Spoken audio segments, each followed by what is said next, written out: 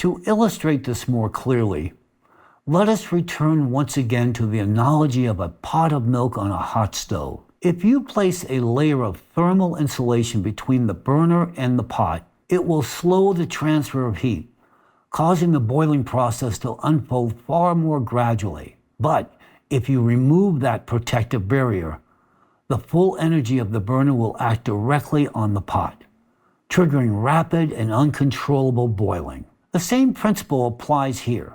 The equipment could not eliminate all risk of natural disasters, but it made the development of catastrophic events more restrained, buying precious time for humanity. The effectiveness of this protective screen is supported by statistical data from publicly available sources, which I have referenced in my previous addresses. The evidence of the equipment's impact is irrefutable. In August 2023, following the designation of the Alatra movement as undesirable in Russia, the experimental protective equipment was dismantled and removed from the country. And on September 3rd, we issued a warning. This decision was one of the gravest mistakes humanity could make, and it would lead to severe consequences, not only for Russia, but for the entire world. We then stated that the first adverse effects would begin to emerge within 3 to 4 months,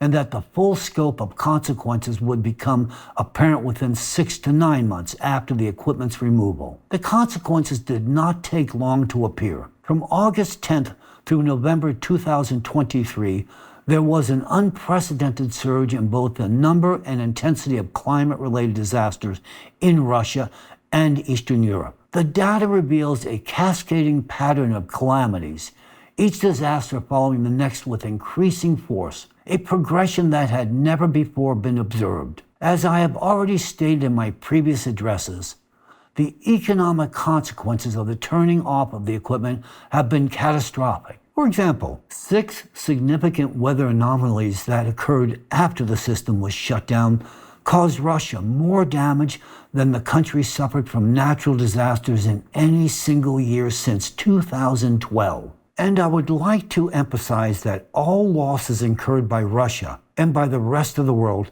following the deactivation of this experimental equipment should be legally claimed from the extremist organization Raciers and its leader, Alexander Dworkin. That would be just.